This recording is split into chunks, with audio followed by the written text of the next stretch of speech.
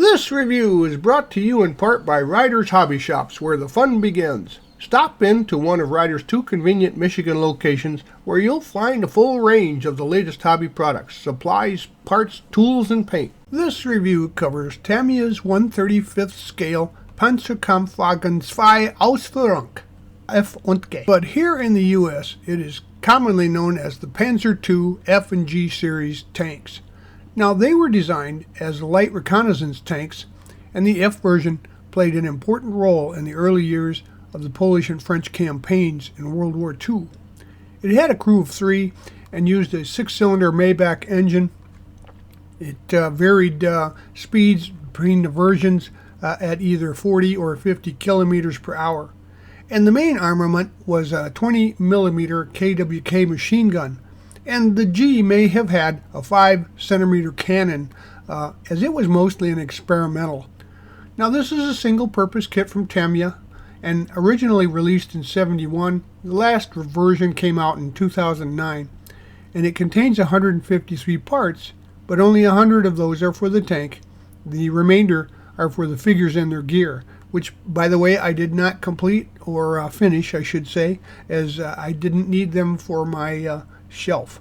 Now, the completed kit measures 5 1/4 inches long, 2 1/2 inches high, and 2 1/4 inches wide. And now here you see the layout and the contents of the kit, also the crew members there, mostly on the right, and the tracks and polycaps.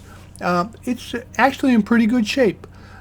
Very light flash. Now, please remember to use the safety and use guidelines when you hear or see any products mentioned in the review.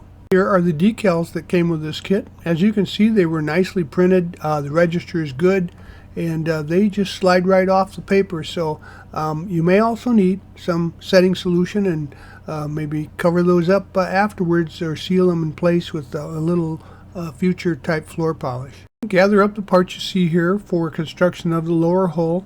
It's pretty straightforward. All the hull parts are nice and clean, and this kit's particular lower hub was made for a motorized version. Now, we'll be using mostly liquid cement and sometimes superglue for construction. Here you see the assembled lower hull. I also detailed the exhaust pipe by drilling that out for a little more realism. And if you do have any questions about placement, the instructions are at the rear of the review. I cut some styrene sheet stock and just glued it over the holes that were there for the motorized version. On the flip side, I filled the gaps there that remained on the underside with some green putty. Once the putty had dried, I sanded it smooth for a nice clean finish on the bottom side of the hull. Here are the pieces nicely arranged for the wheels, gear, and the spare track as well, you see at the base there. When I was assembling these pieces, I noticed that the black inserts were a little too large to fit in some of the road wheels and sprockets, so the solution was to slightly trim all the way around one edge of it and push that trimmed edge in first for a good fit. And this will turn out to be one of the last steps of assembly, but the pre-assembly can be done now. Now it's time to assemble the pieces for the turret. And you'll also notice that the optional stowage compartment is there. I elected to use that, and it's generally indicative of the G version that's required for that model. Now, before gluing the rear lifting hook, make sure that it won't interfere with the stowage bin's placement. The ends of the barrels were also drilled out, greatly improving their appearance, and care is needed when gluing the hatch on the periscope cover, as it kind of floats when in place. Now find the parts for the upper hull, and assembly of these parts were straightforward, just like the instructions show.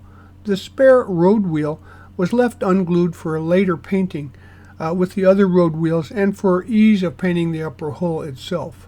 Now our Panzer II will start to look more like a tank, and gather up the parts from the sub-assemblies, and the upper hull has a tab on the back of the deck that I removed, as I needed to be able to remove the upper hull from the lower hull to install the road wheels and tracks.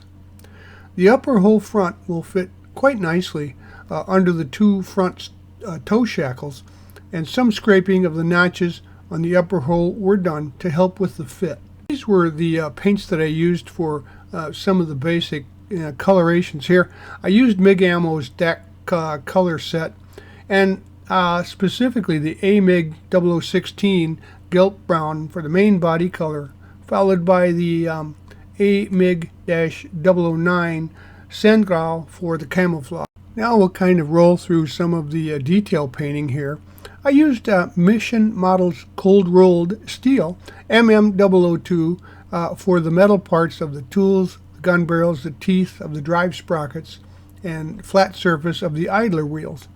Now, a German Dunkelgrau was used to the box on the rear deck, and flat black for the rubber portions of the road wheels. Once the paint was dry and the parts were installed, a coat of clear gloss was applied in preparation for the decals. As I had mentioned, the decals are pretty nice. As you can see, they're very opaque here. They look really good, and they come off the paper nicely with no problems. And I followed the decal instruction guide in the back, and there's several of those for you to choose from as well. A rust pigment was applied to the inner and outer portions of the tracks, a little thinned rust color, followed by a sand colored pigment that was also used over the upper and lower hulls and turret for a little differentiation. Now, the parts in this fit very well. They went together nice, and there was a tight fit between the upper and lower hulls, but a little tweaking and winnowing there put that right into place. Now the tracks are tight once they're fitted to the lower hull. There's no track sag that can be replicated with the kit's tracks. When you're finished, it builds into a really nice but basic replica of the Panzer II. So if I were you, I'd buy one and put it on my shelf. Well, we hope you liked this premium step-by-step model kit review. And so that you don't miss any more, please subscribe to our YouTube channel by clicking on the icon in the lower right of any of our reviews. You can also find us on Facebook or at our website, rightonreplicas.com. Thanks.